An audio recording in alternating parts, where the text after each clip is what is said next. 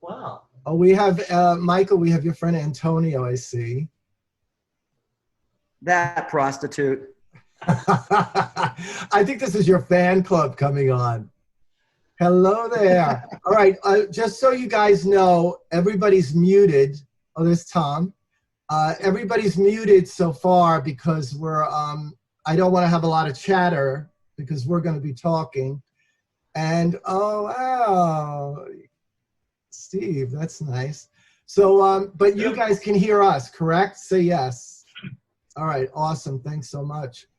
We're going to let some people enter. We've got 11 people coming in now. And so we're very excited. This is our first time, as you know, doing this. I'm at the T. It's so crowded today. I just don't know. There's no social distancing, as you can see. Hopefully we can get back to that. I don't know if we're going to be able to. I just hope so. Hold that thought. I'm going to hold that thought. So, hey, Peter. Hi. We're going to let you guys, we're going to let people get in a little bit before we start. It's only 5:01. But so good to see some nice familiar faces. Yes. Really, and that's why we did this. We want to connect to people. What is he showing pictures of? Oh, it's show and tell. I love it. That's wonderful. We can't, Steve, we can't hear you. You know what? I'll, wait a minute. I can't see anything. Yeah, Steve, if you go to the bottom left corner of your screen, you can unmute yourself. But then I got to unmute you again because whatever. But if you want to ask a question, that's what you can do. Right. I'm just sharing a photo of my loving partner. We lived on Lone Hill. Awesome. I was there from 01 to 13. So just wanted to share a picture of Barry. Oh, thank you. Thank you. That's great. Oh, can you guys see? I can't see any video. I can't see any video. Oh, yeah, but you know, when they talk, they come on the screen. So he was large, but I don't know. You didn't see it? No, everyone has like a black screen except for the three of us, on my computer at least. It might just be because you got a very slow signal, possibly, that you don't have a high enough. Maybe. But Robbie, you're seeing everybody on the top, correct? Yes, I am. I'm seeing Pines Pete. Yes. And there he is. Tom, Brian, Steve, Yes. and some cute guy named Mike. I don't know. I've never seen him before. Yes. He's right next to you. Right. Hello, Mike. It's good to see you again. Oh, and there's an arrow, so I'm And assuming. Robbie, I chatted with you yesterday. Yes. Oh, great. Okay. Yes. Tom was the one who's helped set us up. He always helps me with all my events. And he helped. Oh my God, thank you. Yes, he helped us set up last night with Robbie, and we were able to put everybody and get this, and it was, you know, very grateful that he helped us do that. It really helped us put us on this page, and this is just going to get better and better. We've got some more people joining now. Let me admit. Somebody's got a ceiling fan. I saw that. Yeah. Yeah, they should be, all right, so here we go. We're getting some more people, I think. I am admitting them. I don't know. Oh, I can't see anything, but I'd like to say a very quick shout out to two people. Yeah. To Brian Flynn, the legendary Lady Bay, our house drag queen here at Gibbon Hill. Oh, She's wow. here. Yes, I see. And Antonio from Cherry Grove, who basically fed us all those years on floral. So God bless you two. Yes. Thank you. Oh, Thanks for being here. Robbie, I see what you mean. I can do the arrow and it will show me the rest of the people. Correct. Oh, wait a minute. Gallery view. All right. If I hit gallery view, it shows me everybody, I think, so far. Yeah. Yes. Yeah. So that's better because I can see everybody. I like it that way. Yes. And, I guess it's everyone's personal choice. They can look at it as Yeah, Frank. There's Frank. Hey. Hey, Frank. Oh, that's so nice to see you. And Andy. How great. Yes. All right, just so you guys know, I'm not sure if you're familiar with this. Right now, you're all muted. I do have a chat on the side that once we start getting going and you want to ask a question, you can write it in the chat thing on your screen, and then I'll I'll moderate it, so it makes it easier rather than you asking it and getting involved. We will unmute people at times. You can unmute yourself if you want to, but I just don't want to get it where we're all talking at the same time and it'll get messy and, you know, it'll get very Brady Bunch nasty. Right. But we're learning as we go. We're learning as we go, and I was in the academy all day yesterday, so it was great. We're at 5:05, so at 5:15, at 5:15 we'll start. What did I do? You didn't do anything. You no, you're just not muted. I wiped my screen out. Oops. Yeah, but we still see you. This happened to me before. While you're waiting, and I don't know what kind of resolution you have on if you're using a laptop or whatever, but if you look over my head, you're actually looking at a mirrored closet. But you will see a picture, a painting of Pines Harbor, and that was done by Morrow, who was he was the assistant chef at Pines. Well, he worked when it was the Island Club. He worked in a restaurant, but then they went, you know, like independent, and they had that wonderful Italian restaurant. And so he, during the day, would paint on, and that's nothing but a piece of plywood. And it's just a wonderful reminder. So every time I look up from my computer, I'm in the Pines. Oh, there. Nice. Okay, I'm back. Yeah, actually, Tom, your background looks a little bit like the painting. Yes. Oh, look at that, Yeah. Farron Bell. Isn't that wonderful? Bobby's at T-Dance. Whoops. Yes, Steve, that's really great. Love that. Love that, Farron Bell. I love Farron Bell. He was a great, a very whimsical artist there, and that's a whole other Zoom art thing that maybe we'll do in the future. But it's there's so much talent out there, creativity. That's what makes our history so colorful and not boring, like, you know, other communities have fishing history. I mean, no, thank you. No offense to anybody fishing, but no. So our history is so great because it involves music, fashion, architecture, sex, all of those great things. So we are at 5:07. You know what? I'm going to start at 5:10 because we only have 40 minutes, and I don't know how fast this will go. It depends on the people. But like I said, if you have any questions for the guys, I would put them in the chat thing, and then I can see them. But I want to just say welcome to everyone. So happy that you decided to join us. We live in a virtual world now, and so this was our first foray.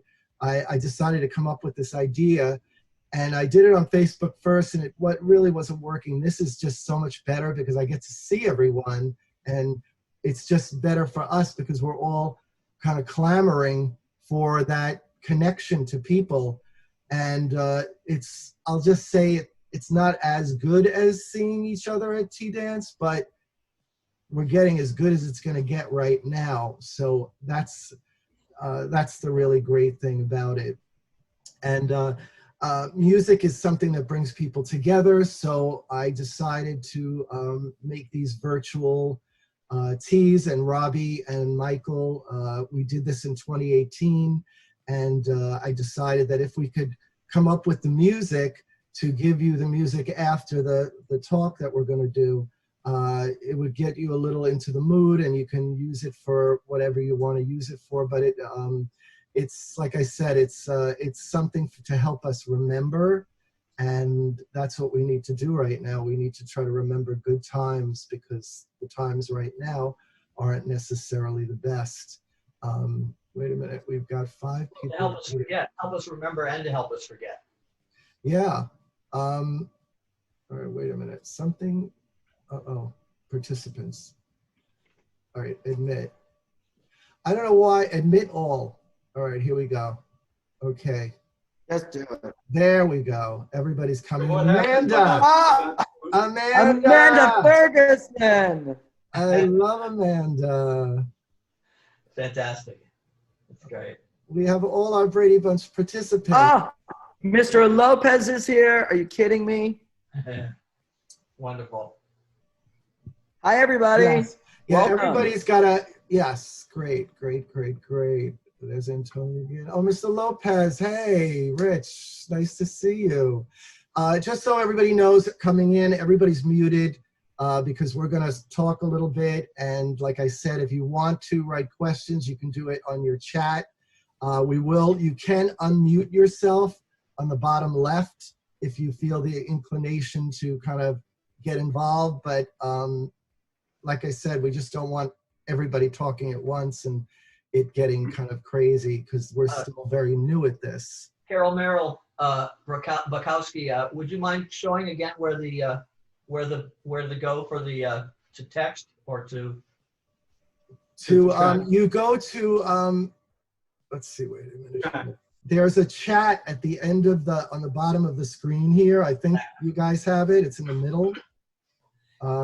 And when you hit chat, at the very bottom above your taskbar is a line that says participants, chat, share screen, record, and reactions. Oh boy, reactions. That should be fun. But anyway, chat's what you're looking for. Yes. And all right, everybody's coming on. This is so great. So that's a reaction right there. Oh, wow. Thank you. We have an experienced Zoomer. Andy and Peter sending peace and love from Florida. Oh, thank you guys. We're in Florida. We're in Florida. Robbie's in Florida. Beach. Oh, Pompano. Okay, I'm in Fort Lauderdale. Oh, okay. Yeah, where you are. We know where you are, Robbie. You know, yeah, okay. Awesome. Kevin, hey, how are you? Nice to see you. Welcome, everyone. We're very, very excited. We've been working so hard at this. It's been like, I look at it like I'm using this time to learn new things. And this is just going into the future. We're going to need things like this. So I was very happy to kind of get involved. And then Robbie went to the Academy with me last night. And we're all becoming experienced here. Well, let's not get ahead of ourselves. Yeah, that's true. That's true. All right, so we're going to start. This is DJs, Robbie Leslie, Michael Borowski. 7 years ago, I created an event called Souvenirs, and it was a tribute to the tea dance. And so every day of the weekend, we would do a different era, 70s, 80s, 90s. We always did our 70s party on Saturday because it was sort of the centerpiece. And as time went on, we realized it was the biggest party we had. And everybody loves the 70s, and you had to be there. But it was fabulous. You didn't have to be there. People that are young, they love the 70s too. And that's absolutely. Yeah. I totally agree, and that's why it was our biggest party. The event was about creating a cross-generational event because that is the mission of our organization. It's about creating remembrance and mentoring young people, and that's what something like that helped to do. So the biggest compliment we always got was when a young person says, I really love what you do, and that means, we're doing our job.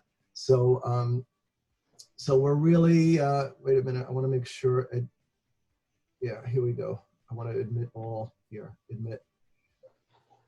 I'm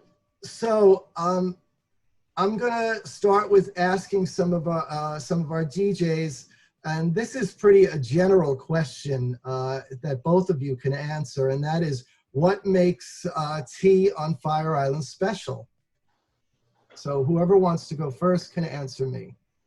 I think age before beauty. So hello, I'll take it. Well, Fire Island, we don't need. I mean, all of us will agree, is one of those like once upon a time places that is completely unique, and it's from my first visit back in '72 to the present day. As familiar as I am with it, every time I get on the boat and come across, it's just got a magical aura about it. And whether I'm surrounded by friends or completely alone, it's just got a very special pull about it. Now, what makes tea there special? Of course, it's where tea originated. I mean, tea dance used to go on in the 1920s as a kind of a real tea and little sandwiches event. and socializing. But the tea dance was John White's brainchild. And so to be involved with tea dance on the beach, or what they call the beach back in the day, so that nobody knew where you were going. But it's very special, and it's because it is where it all started, and so it's infused with a great deal of importance, and people take it as an institution now. It's very much a part of everyone's daily ritual if they're out there, and it's just a wonderful place to meet, dance, have a good time, and sort of wrap the day before the evening begins, before dinner starts, and before you get together at your house and sort of reconnoiter about the evening. Mikey? I mean, it's, as he said, the island is sheer magic and the community is sheer magic. And there's something about tea that for me has always pulled me towards it. And I like to tell the story when, like 25 years ago, when I first started coming out, and I was late to coming out here. I didn't know it was an option really. And I would just day trip to Cherry Grove. And my impression had been, I'm not rich enough, I'm not handsome enough to ever go to the Pines. And so I kind of didn't go for several summers. And my then boyfriend said, and he was much more adventurous, he's like, let's just fucking go there for the day and see what happens. And we went as tea was just revving up. And I thought, why aren't I here every day? And so from that point forward, I literally would go to tea before I was a DJ. I mean, just go every single day and dance every single day. And there's just something very magical about the daylight and dancing together and seeing everyone and just hearing the best possible music and the ocean wafting through. It's just, there's literally nothing better than it. I think it's the greatest experience in the entire world. And I cannot believe I'm part of it. I can't believe it. It is special. I will just add a little bit. When I started working at the Sandpiper, the place was wide open, and the way the building was designed, they had sliding doors that opened it out to the harbor. The pavilion was closed in because of the noise situation, but the Blue Whale still maintained that openness, and that was part of the magic of Fire Island, is that connection to the harbor where you're still in the club, so to speak, but you're still watching everything around you. Well, that brings me to, it's one of my later questions, but I'm going to ask you now that you brought up the Sandpiper, Robbie, and this question is for you. We all know what the Sandpiper is, everybody? Yeah, the Sandpiper was the club before the pavilion. It had a very rustic, beachy feel, which I absolutely loved. Not that I was ever there, but I missed it by 1 year. But Robbie, describe a night at the Sandpiper, just because we're curious. Okay. Well, okay, hold on. I just got a little pop-up here. It's been upgraded. Okay. Yeah. I started working at the Sandpiper as a waiter. I was hired actually down here in Florida. I met Gene Smith, and he hired me. I waited on his parents. That's the legend. And his parents were so impressed that they recommended that he hire me, and he did. And so as a waiter, the routine was the place would open for dinner at about 7 o'clock. They would have a staff dinner for us at 6. So we'd wolf down our food, then start getting ready for serving meals. And then at about 11 o'clock, we'd start breaking down the restaurant, taking all the chairs out, all the tables, moving them back, taking them, stacking everything. And it would transform into a discotheque. And at that time, we used nothing but tapes back in 1975 when I started. And they were tapes by Tom Moulton and, Ray Yates and, at the top of my head, I can't remember, but like legendary names that are from the pantheon of great DJs. And people would kind of mosey in. We would start the music about midnight, and it would be kind of low level and low BPM. And then, as time goes on, it would get more and more crowded. And it wasn't a big building. It's still the same footprint as the pavilion. It wasn't a great big space. But the dance floor would be just absolute, just packed with people and having the best time. Of course, the music was outstanding back then. And every week there was new stuff coming out. It was you just never knew from week to week what superstar was going to be putting something out. So at 4 o'clock we closed, like religiously. There was no after hours back then. So we were always closing in the dark. There was no sunrise dancing or anything like that. And it was all very, I guess, civilized, you could say. But of course, there was still plenty of outdoor activities going on after the clubs. And it was, of course, for a young man like myself, it was overwhelming. But I was warned from my first year about not to get Fire Island-itis, and that was what the staff would call this this disease you could get. Basically, you would get swept up in the social life of Fire Island, and all of a sudden, your job as a waiter or a bartender took a distant last place to fucking and getting your tan done and having smart dinners at the best houses with all the right people. And so I was warned, I was admonished right from the start as a very young, impressionable man to beware of that. And so I led kind of a very monastic life. I would work at the club. I had a dormitory room upstairs, and I'd have a half a cantaloupe after work, and then go upstairs and go right to bed. And then I had to get up, of course, in the morning to unload the beer off the bow of the ferry. And of course, that was great for my figure. There's one surviving picture of me walking down Harbor Walk with a Speedo on. Yeah. And I don't think I've ever been. Yes. Yeah, we all have those lovely throwback Speedo shots. Right. That was all thanks to all those beer cans or all those cases of beer I had to unload off the ferry. Yeah. So that was the routine. It was very structured. We had 2 owners, and they could not have been more diametrically opposed. One was very gregarious. The other one was very retiring and shy. And he was the one actually who would stay in the booth and play the tapes because he didn't want to interact with people. And Gene, who was like the front man, so to speak, he would be the guy that would sort of be the person you would the go-to guy, you could say. And it was just, for me, I had never worked in a gay establishment before, but to go from South Florida working at a steakhouse to working on Fire Island, and then of course graduating to being a bartender, and then of all things a DJ, it's been a charmed life. I can't express it enough without just bursting into tears. We're happy to have you. It's such an amazing life. And we're happy to have you.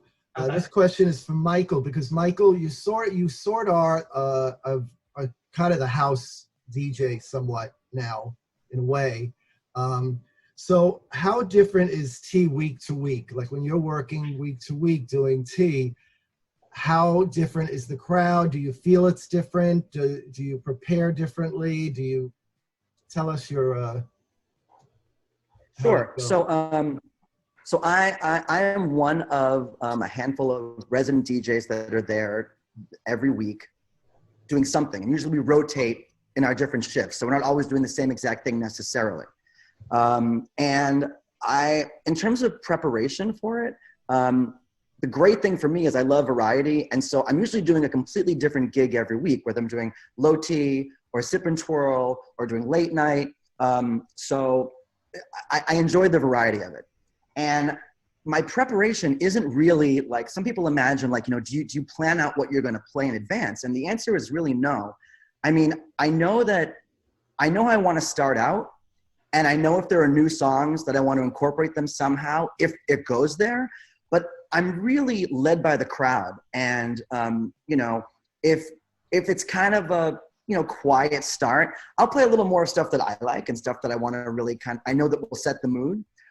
But, once usually at low tea, around, 6:15, all of a sudden, all the young queens come in. And I'm like, time for Ariana. So it's like, you kind of know when a wave is coming upon you, and you kind of know how to play the crowd, and they kind of think that they're leading it, but that you're also kind of leading them. So it's more about knowing your music and knowing how you want to proceed than really planning out a set list, really. I except for the one exception is the set you're going to hear with Robbie, because I was like, I've got to be on my game. He is the maestro. I need to know exactly what I am doing. I never do that otherwise. Never. You were flawless, Michael. Absolutely. It was a delight. It was such fun. It really was. I just want to add here that for people that don't know it, this is the format, and we are still developing this format. I didn't want to have just DJs playing like everybody's doing, because I felt like, all right, how exciting is it to watch somebody, do this? And so I decided that we would put together music that we would drop after we do this talk, and that's how we're going to be doing this. We're going to be bringing in different DJs to talk about their specialty, the tea, how they handle it. For instance, maybe next week we'll do the 80s, and I'll talk to some DJs about 80s music. And then we will have a set that we will drop that we're going to direct you guys to, and you'll get to listen to the music. I just thought it was a little bit of a different take on just a DJ playing music, because there's a million people out there doing that. And I don't know how, what is that doing for anybody? I don't know. You can still listen to it. So you can listen to the music that we're going to talk about, but now we're going to give you a little bit of a reference about it. So for instance, one of the songs that I heard today was Begin the Begin by Johnny Mathis. And I said to myself, like, what? There were different pop stars that dipped their toe into disco, and some of them were successful, some of them weren't. And for some reason, that song is still a classic, and it's just so beautiful. So what do you think made that song work versus other people who didn't? And both of you can see who wants to go first. Michael? Okay, I'm going to first say that Robbie played it. However, I love it because it's such a majestic production. I mean, it is glorious. I mean, it sounds like $1 million. I mean, it's like a huge, every instrument is there. He's in great voice, and if you don't know it's him, you kind of recognize the tones from like Every Christmas. So, and it's a marriage of what was, a much older classic, which was the then current sound.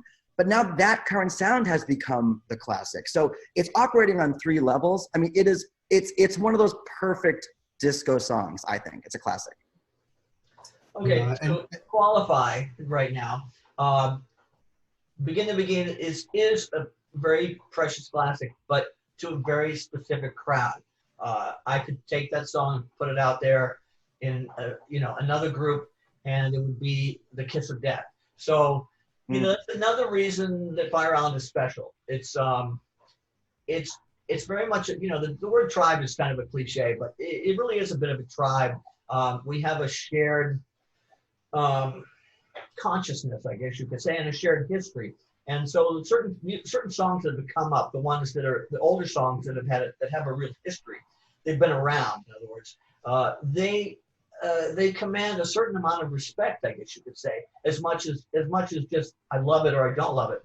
They also have they've earned the respect just by surviving, by being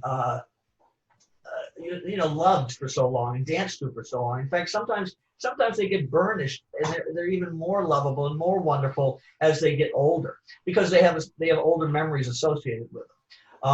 So that is a very special song. But again, there are certain places you just wouldn't dare play it. Yeah, I guess I could see your point, but to me, that era of music was just pretty. It was pretty music, pretty vocals, pretty orchestration, and you could not help but have a smile on your face, as it does today. So let's. But to Robbie's point, though, it's true. It's like it depends on where you are, and it depends on who the crowd is. There are songs that if I play them at low T, every single person is going to run to the floor. They're going to rip off their shirt and they're going to dance and put their hands in the air. I can play that exact same song, at a club in New York, and I'd be like, "What is that?" It's completely about the audience and the community sometimes, I mean, some songs transcend every possible thing, but there are definitely songs that you just know, oh, I wish I could play this, but I know I can't. Okay. I just want to interject right here that we're newbies to all this, and I know that Bobby told me that we have a 40-minute timeline, or you know. They just added on to it, so we're good. So forget what I said. Okay, we're all good. I think we're. That's what they just sent me. So we're gonna just take this for where it goes. People are still coming on. Let's say hi, Ellen Bogan. Yes, Ellen. Hi. Is Ellen here? Yes, indeed. Yes. All right. Hi, Ellen. Just so you know, in the bottom left corner, there's an unmute button. So when you want to talk, you could do that if you choose to, because we muted people so it wouldn't be too noisy. But again, what inspires song selection? How often does that change during the course of the night? Stuff like that. Do you have, I mean, obviously there are mainstays, like, I know off the top of my wannabe DJ head, like I'm thinking, all right, the crowd's not here, let me throw the boss on. Come on, bitches. You know they're all coming out for that. It's like the go-to. So, song selection. What inspires that?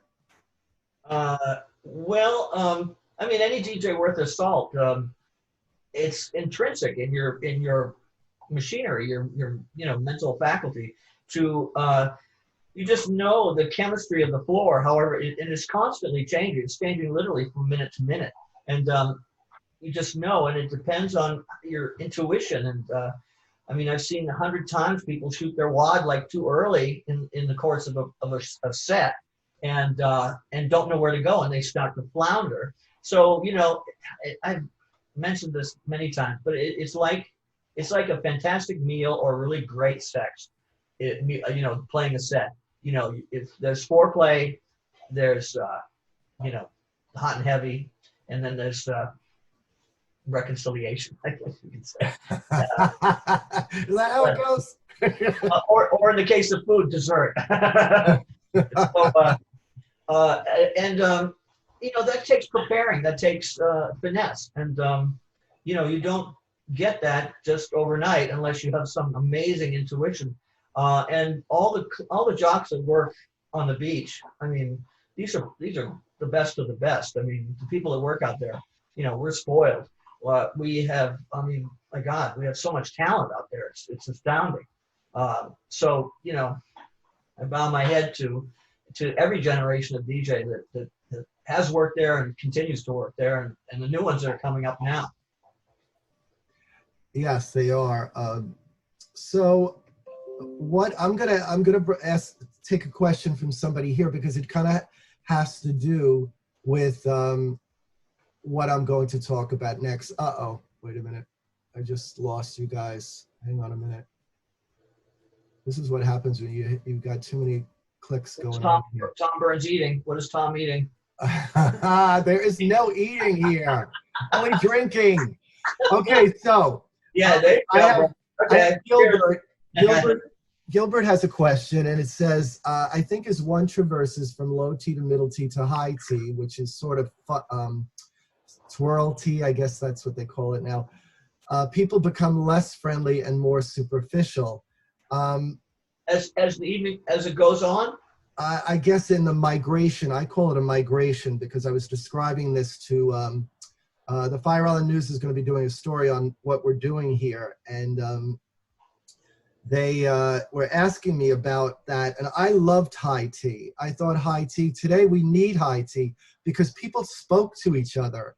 They, it was all about talking. The music was really background, and you would go up there on that second floor overlooking, and it was all about who's out this weekend and who could I gossip about, and then it was also about stand and pose. It was all, that was the thing. It was stand and pose and, try to look as fabulous as you could. And, unfortunately now we go from dance to dance to dance in a fever pitch. And so maybe some of that friendliness is being lost in the process. And like high T, like Lena would be high T? That was no, high T was the original pavilion. It was the second floor. And people would go up there and, it was, wait a minute, here's Patty coming in. So, it was, it was that. It was, you went from low T to high T. That was it. There was no other T at that point. And now we have this migration from what we call low T to fun T to twirl T to bed T. So maybe, I don't know, or whatever, or scruff T, or whatever floats your boat. I got to tell you though, I don't know what it was, but the tea dance by the Botel pool, is that middle tea? That right? Well, it was. Well, All the It's terminology. kind of becoming middle T. Middle T used to be inside, yes. pavilion Well, proper. I will tell you that Vito and I will do the story of this one day, because it was called middle T. Now it's called fun T. It started in the inside of the second pavilion. Then they brought it to the pool when it burnt down. Then it went back, up, and now it's back to the pool, but who knows? But now it is called fun T, and that is at the pool. And then, of course, we have, the twirl T, which was Lena, which, of course, that's over, and now they just call it twirl T. But yeah, so that's the migration of the T. So what I would say to both of you is, and I know there's lots of differences, is what is but especially Robbie, what is the difference between T then and now? And I know much of it, but we're going to have your take on it. Real quickly, the arrival time, of course, has definitely gotten later. You could set your clock by when people would arrive in the 70s to tea. And of course, more people danced back then. And that's right up through the 90s, I would say, because I worked there.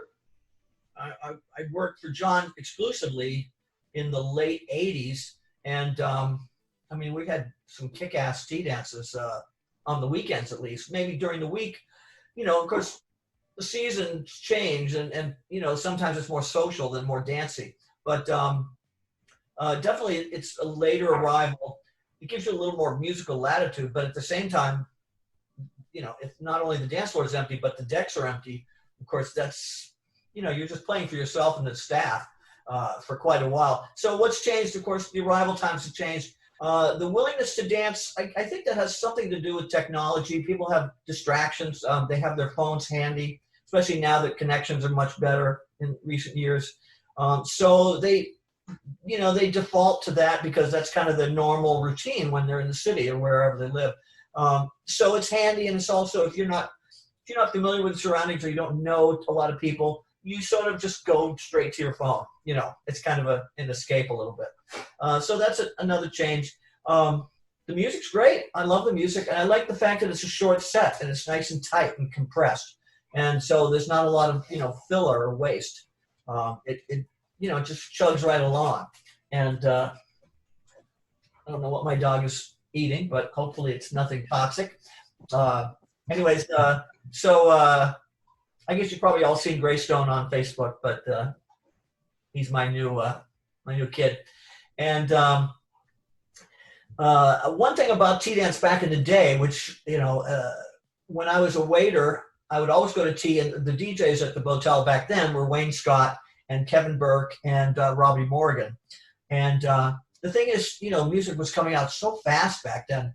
On Fridays, the DJs would come in, and you'd hear the latest huge, just chart-topping song at tea. It would be the first time you'd ever hear it.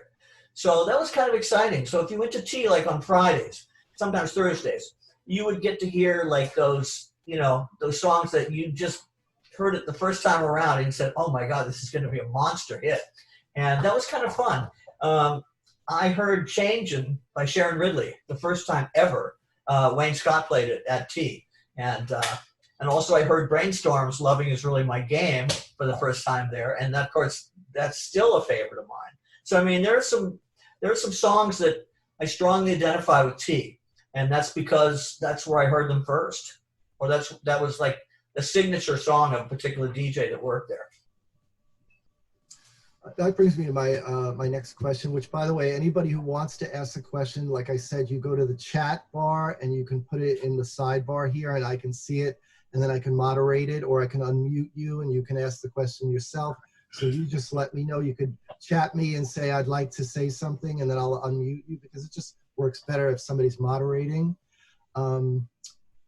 So that brings me to my question about song. Like, let's talk about songs that are, I don't want to say favorites, but there are ones that resonate with you. It reminds you of T. It reminds you of maybe one of the best times you've had there, or something like that. So why don't we talk a little bit about that?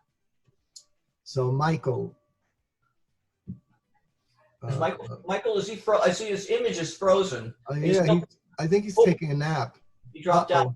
His picture dropped out. Yeah, we might. I'll take it. Hopefully he'll log back on. Yes, Michael's having a signal issue. I'm gonna need your help, you guys and girls. I'm gonna need your help. It was a song by the leader Fleetwood Mac, and it came out in the late '80s. And there was like a dub version of it. Okay, who knows what I'm talking about? Maybe Ellen. No. Maybe Ellen. Hey, Ellen, come on now. It was Stevie Nicks, but it was something of the universe.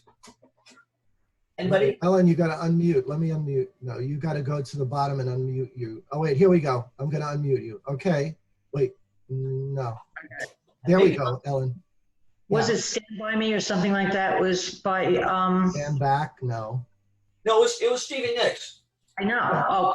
Okay. It was something of the universe was the title, but in any case, that one screams T because I was up doing a guest spot. I was not a resident anymore, and the roof like just exploded. I mean, the just blew off the club. I mean, it was just, it had reached that peak of popularity where as soon as the first chords that could be recognized by the audience, were audible, the roar of approval, and just that critical mass on the dance floor was just, there's Michael, was, Hi, sorry. Electrifying. But, there's, every year, every season, I mean, there have been some Whitney songs that have been huge at T. There's that kind of, and Deborah Cox, and some of those anthems that were just perfect for T, especially for rapping T. The last half hour, that were just so much fun. I mean, what a way to send off. Of course, there was a time when that would be it, but of course now you migrate to other T's. For my consciousness, when low T is done, that's my T. That's my T. I'm done with T. As far as just like dancing or whatever, the rest I'm more of a listener, and that's just my thing. Yeah, last week in the last 2 weeks we've done the '90s, and the '90s were really about a lot of anthems and a lot of divas. The Whitneys, the Mariahs. I love anthems. And again, I love pretty vocals, strong vocals. So Michael, we were talking about songs that really resonate for you, that remind you of different things, but are iconic, songs in your head. So what comes to mind for you? Sure. Let me first just say that I'm actually out here in the Pines, and we lost our power right before this started. So I'm like the Wizard in Oz behind the curtain, trying everything I can to keep it going. So I just changed. So now I'm using Wi-Fi on my iPad to try to keep us together. But so thank you for indulging. Oops. Uh-oh. He moved the iPad. He's still, Thank you for indulging me something. Yeah, he was ready to give it up for us, but no. He's back.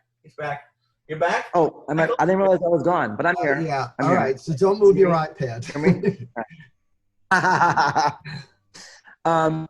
Well, I'm actually going to tie your question with the end of Robbie's answer that I heard, there's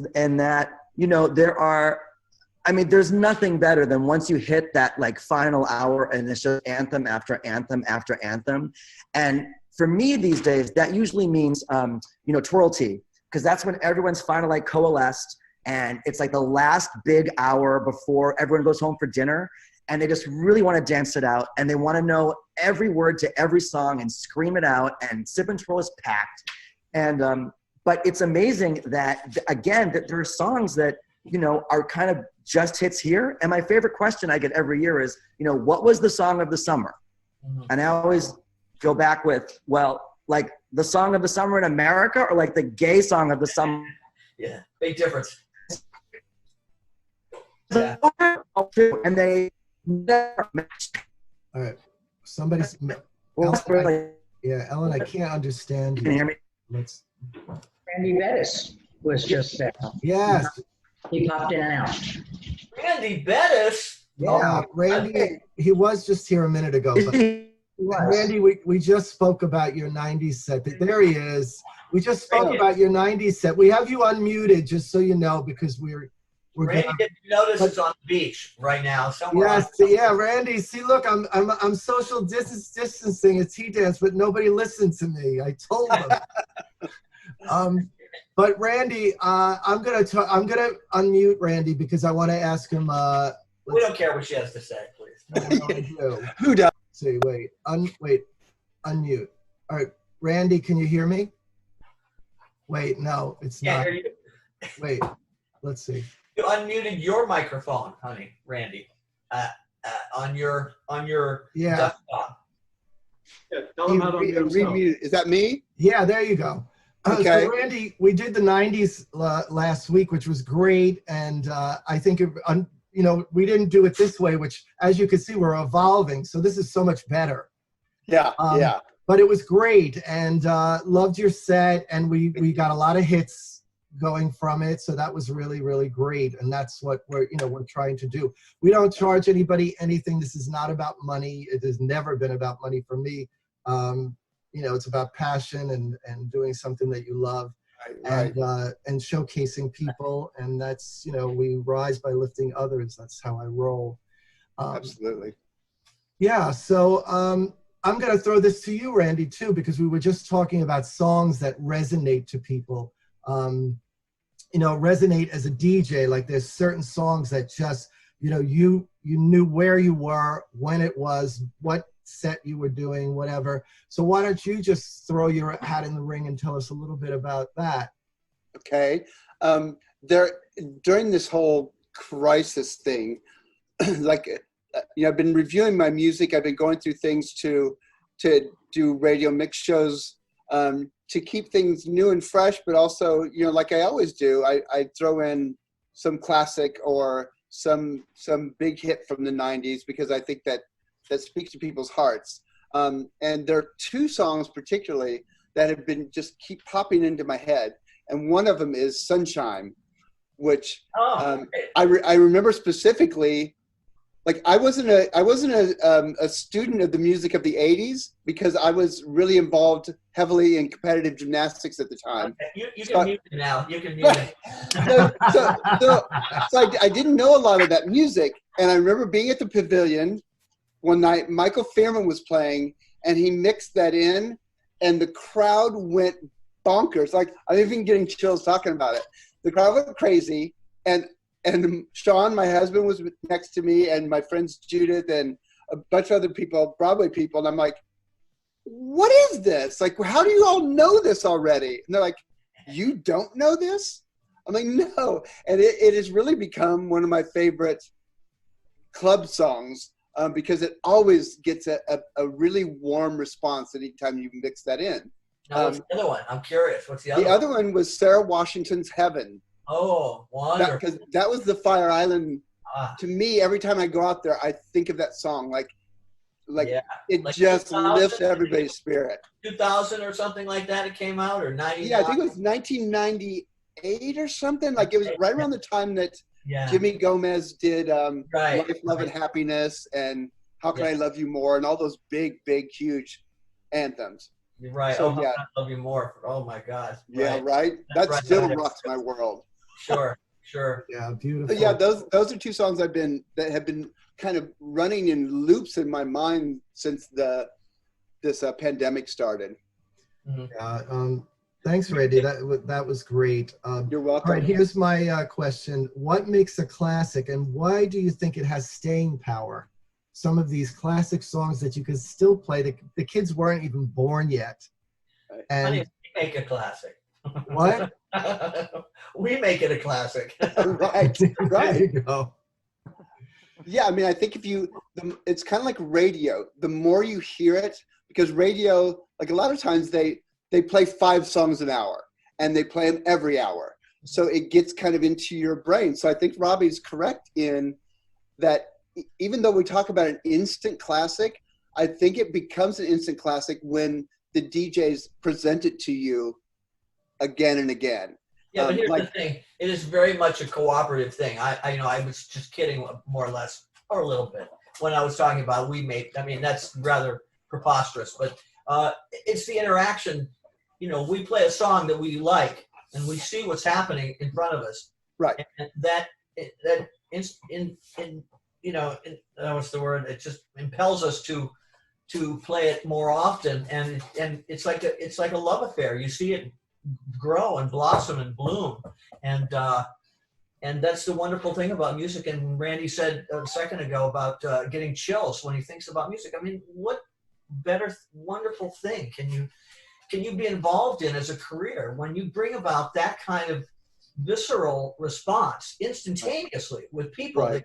that you're entertaining? It's like, well, Randy's been in theater, so it's very similar, but I mean, it's just fantastic. It's wonderful. Wonderful. And you can tell, You know, there's an added twist to it, because when you say, you know, how does a classic then become a classic? You know, it's one thing within the season if it's like the hot song of the summer and everyone knows it and everyone loves it.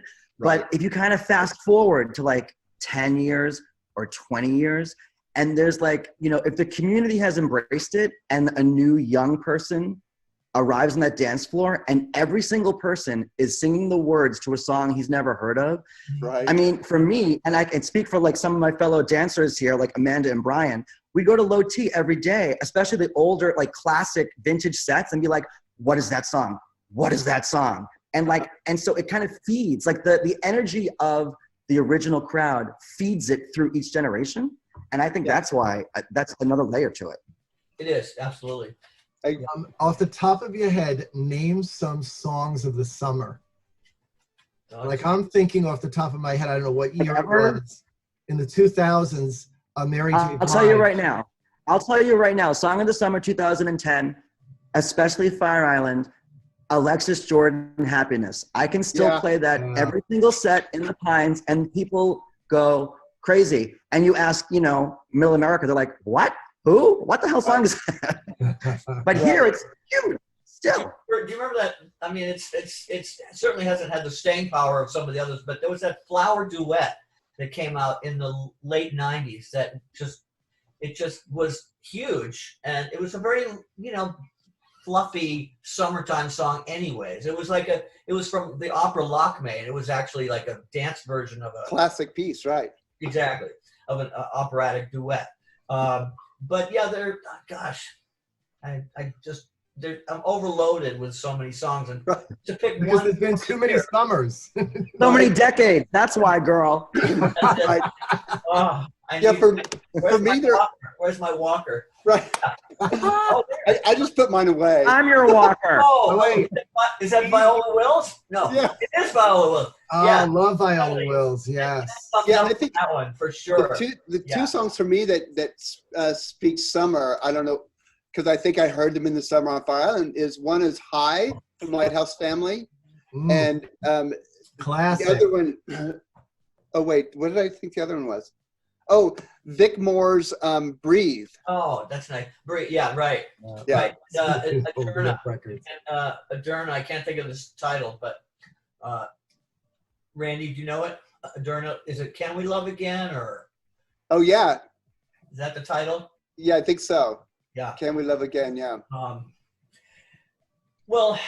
Awesome. Great by Kathmandu, but maybe I'm going too far back. That was like song in the summer. Holy mackerel! I mean, that was like, and of course, Enough Is Enough, Donna and Barbara. But again, I mean, this is ancient history now. But not really. I mean, that's whatever sticks in your mind as far as how you, when you first heard it. I mean, that's the power of music. It's so visceral. Like a great song, we always remember that first time.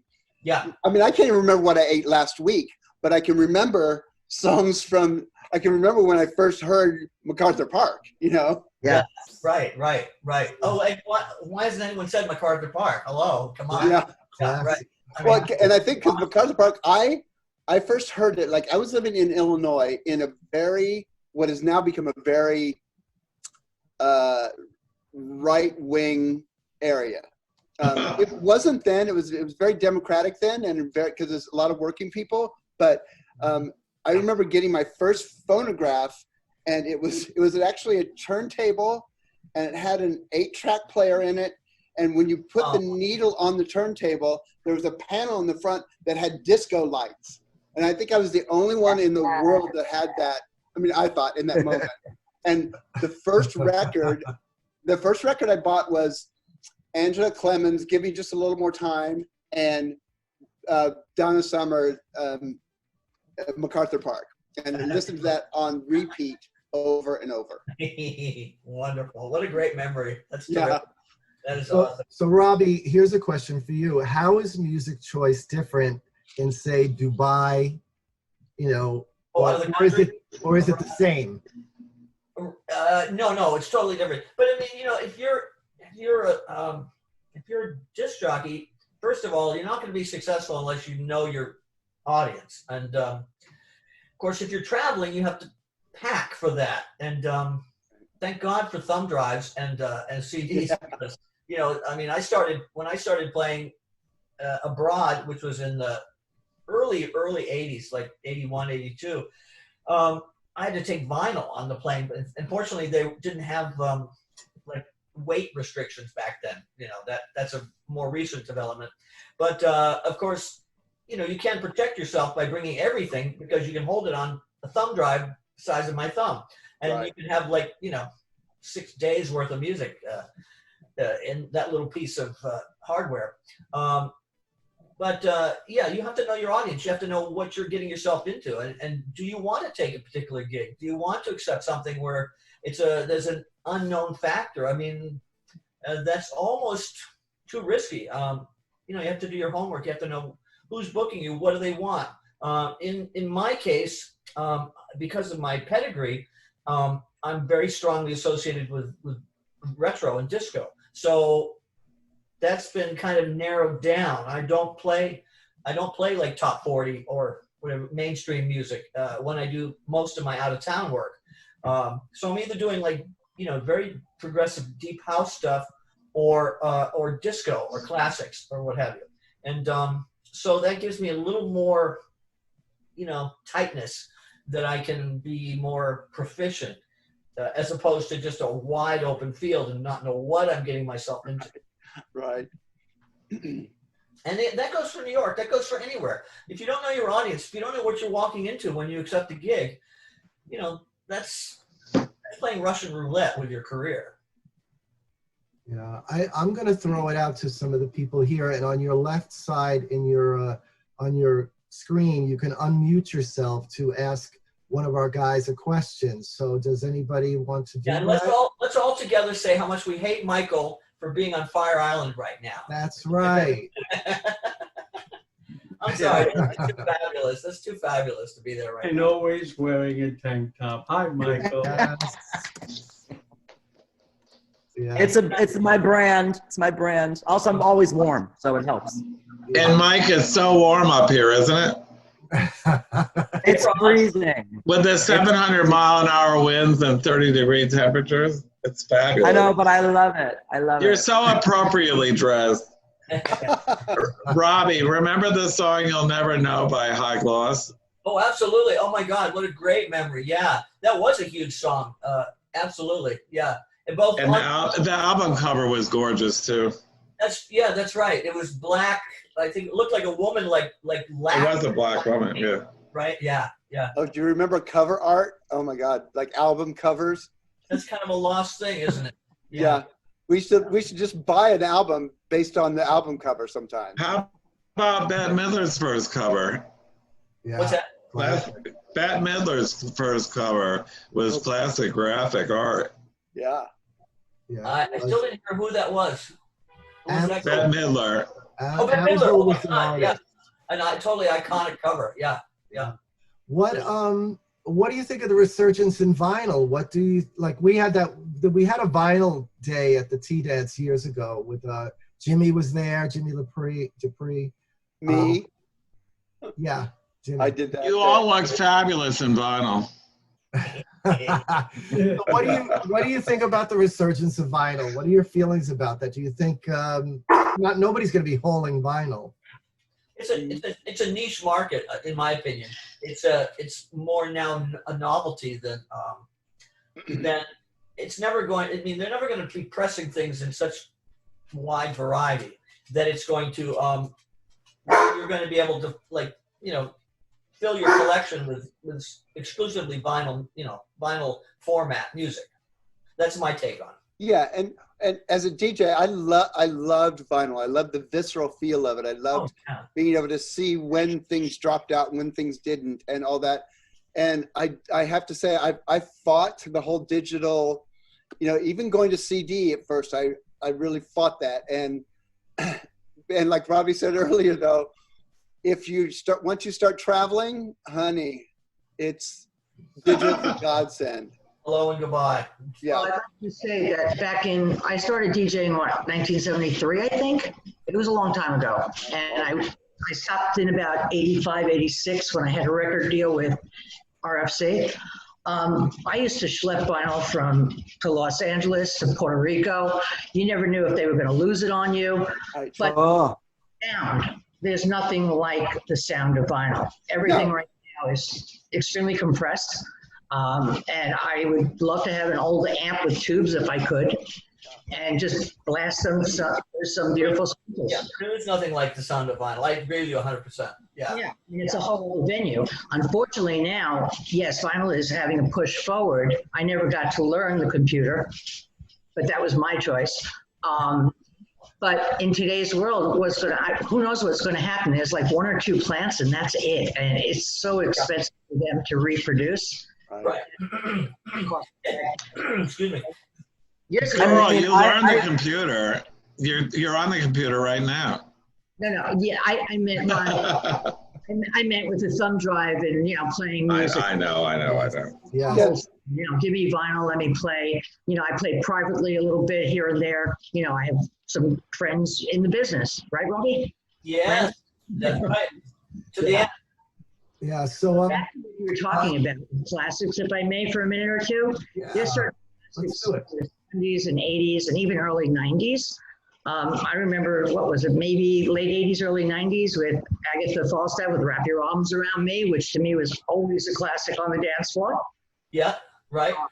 Anything that I want to say from, the Chic album. There's so many albums out there. We had such great music. I'm not as familiar with what's really out now except for house.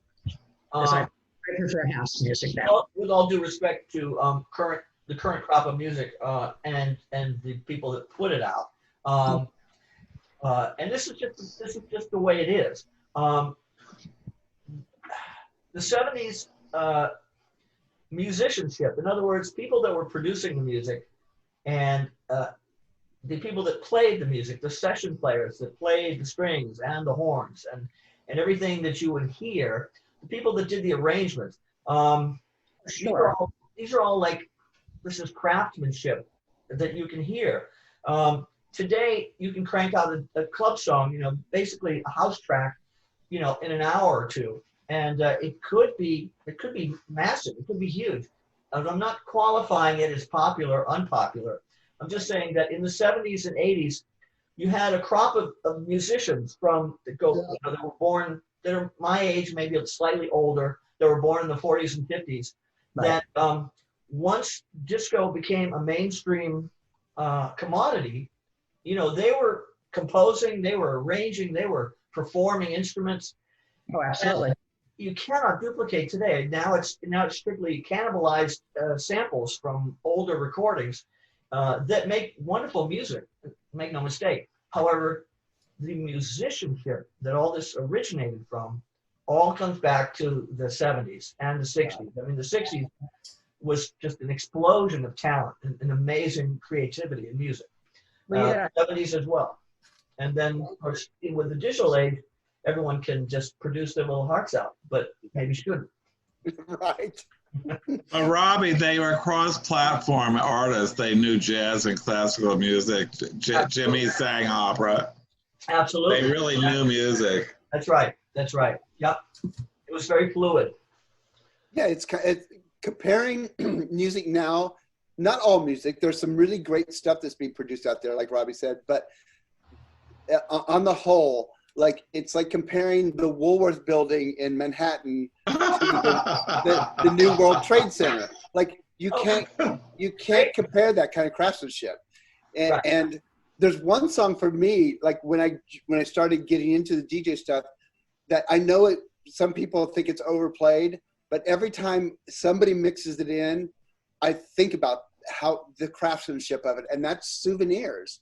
Like, right. Oh my God. The way that builds and develops and Well, the that's instrumentation in is unparalleled in many ways. And that's probably why it's never been remixed, because what could you do to improve it? Exactly. You did with, That's how I felt about Odyssey with, Native New Yorker. It's one of the most perfect records that were ever. Right? Yeah. I agree with that. And that brings me back to, first of all, Souvenirs, of course, because that's why I named my event Souvenirs, because that song is so beautiful. And it's all about what we're talking about. It's about those memories that we all keep and songs that remind us of people. And wait a minute, we've got 3 people coming in and we're wrapping up here. Wait. yeah, I did overtime, right? For this? Yeah, they're letting us. I don't know how or what. As we said, we're making this up as we go along. So it's this has been wonderful. It's nice seeing people's faces, and for the people that didn't want to show their face, I wanted to see you, but oh my God, there's Chris. Or they didn't know how. They didn't know how. You have to set your Hi, lighting. everybody. This is Patty. So nice to see all of you. Hey, Bob, Patty. thank you Hi, so Patty. much for doing this. I know this comes from a place of love and heart for you, and we are so grateful to see all you wonderful DJs lending your support to such a good cause. And the conversation, I got in late because somebody called me from California who I couldn't shut down, but love you all so very much. And many thanks to you, Bobby, for continuing this tradition of educating all of us with the help of our wonderful DJs. Thank you, Patty. Thanks God so bless. much. Very Hey, sweet. Matthew. Yes, and I want to thank everybody for coming on. I mean, we're going to just grow this thing, and we're going to keep growing it. And because I don't know how long it's going to be before we get back to, I don't want to even use the word normal, because I don't know what normal is ever going to be again. Right. But I'm very grateful everybody's here, and I'm very grateful everybody's healthy. But this is how we connect. This is how we're learning to connect for the future, and to be able to give people a little bit of background on this incredible music that we're going to drop. So why don't our 2 DJs tell us a little bit about the music that we're going to drop right after this. They're going to give you the links. I'm going to give you the links. And tomorrow, maybe you'll be cleaning your house to it. Maybe you'll be having sex to it. I don't know. Maybe you'll be day drinking to it. I have no idea, but whatever. But, socially, like, have your sex, like, across the room. Like, one there, one over there. What was the question? Thanks for the voyeurism commercial. There it is. No, why don't you tell a little bit about the sets that you're dropping, and a little bit of content, maybe whatever you want to say, and then we're going to wrap up and whatever. All right, let me start it out, and then I'll hand it over to my Mikey, my very talented co-DJ. First of all, again, it was a pleasure working with Michael. I mean, we'd never done this before, and sometimes, if the chemistry's not right, it's just not a fun experience, believe me. I mean, because your talent is stilted because you're compromising on everything. That said, Michael was a delight. His taste in music is terrific. What we did is we played back and forth in big chunks of music. We didn't go back song to song, but we played like half hour to an hour at a time. So I want you to keep that in mind and see if you can figure out who's playing at any given time. And it was a wonderful experience. I definitely want to do it again with Michael. He's a joy to work with, and easy on the. I heard that. I gotta say it. I heard that. And by the way, you all be my witness. Before you all logged on, he promised me that poster behind him. He said I could have it the next time I come out to the beach. So and that is not true. Okay, well, it's worth a try. Give me credit for trying. So anyways, I hope you enjoy it. It is on my Mixcloud profile page, and Bobby will tell you how to find it. And it will be up and available for the week. It will be up until next Friday evening. So you have full access to it at any time during the day or night, depending on what you're doing when you're listening. So Michael? Thanks, Robbie. Well, wow, that was amazing. Everything you said is recorded, just so you remember. So I'm going to bring it back to you when I say, hey, when are we doing it again? About the poster. Yeah. How's this? I'll make you a second one. We'll have twins. Okay, that I can do.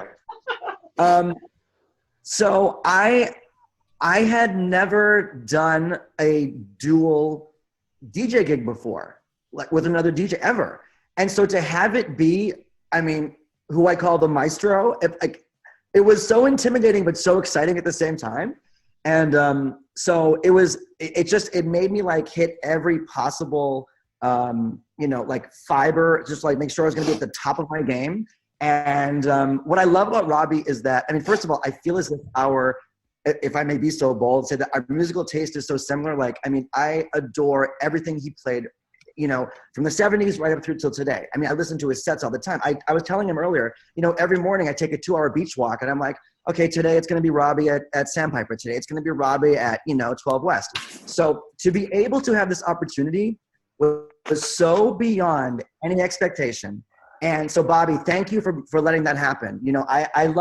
I love being in the Pines. I love working there every weekend, but I don't always get the chance to like play vintage stuff.